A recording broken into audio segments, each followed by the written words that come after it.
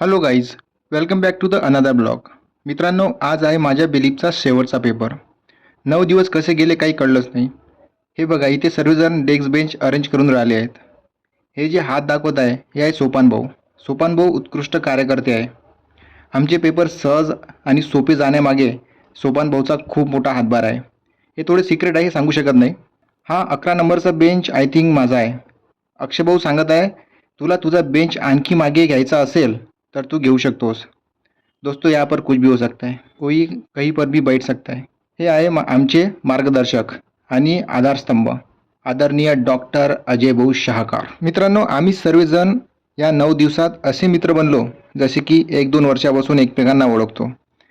हे जे हाय करत आहे हे आहेत अरविंद भाऊ.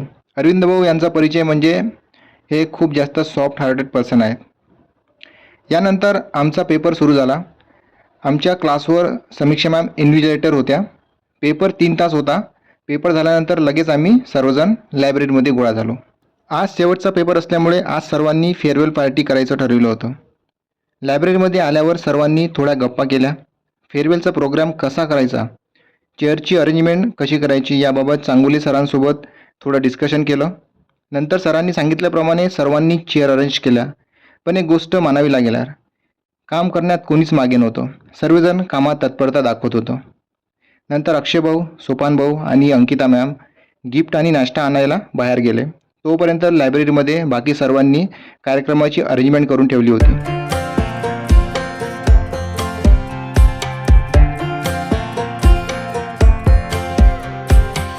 Last time we talked, you had nothing to say. You chose to walk, give what we had away. I hope you get what you're looking for. But babe, हे तिघी आल्यानंतर लगेच कार्यक्रमाला सुरुवात केली. अक्षय भाऊंनी छान सूत्रसंचालन केलं. असं नाही की त्यांनी आधी प्रिपरेशन केली होती. मागून त्यांचं नाव कोणीतरी सजेस्ट केलं आणि त्यांनी ऑन दी स्पॉट सूत्रसंचालन सुरू केलं. अक्षय भाऊचं हे टॅलेंट आम्हाला पहिल्यांदाच कळलं. त्यानंतर उमेश सरांनी आणि साहिलने सांगुले सरांचं स्वागत केलं. सरांसाठी एक आठवण म्हणून सर्वांनी एक गिफ्ट अरेंज केलं होतं. ते म्हणजे सर्व बॅचची एक फोटो फ्रेम होती जी सरांना खूप आवडली. नंतर चांगुले सरांनी आम्हा सर्वांना मार्गदर्शन केलं. सरांबरोबरच आम्हाला सपोर्ट करणाऱ्या समीक्षा मॅमसुद्धा होत्या. समीक्षा मॅम आम्हाला आमच्यातल्याच एक वाटायच्या, कारण त्यांचं नेचर एखाद्या फ्रेंडसारखं होतं.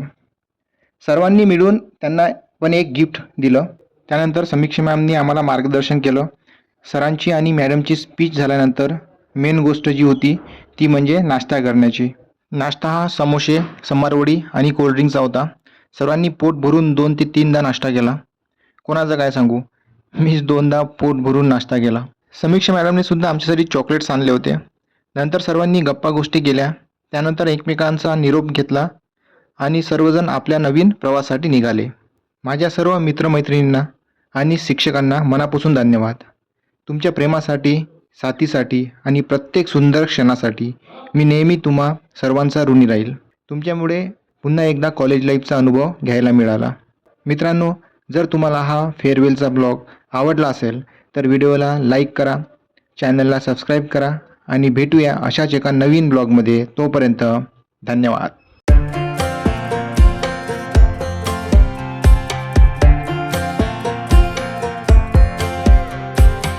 last time we talked, you had nothing to say. You chose to walk, give what we had away. I hope you get what you're looking for. But babe, with me, you close the door on everything we could have been. Don't go thinking we could be friends. No, you can't bring us back from the dead. 'Cause when you know, you know. And when you don't, when it ends, it ends. When it ends, it ends. I really thought we might have been it, so my heart was shattered when it took the hit. Oh, I can't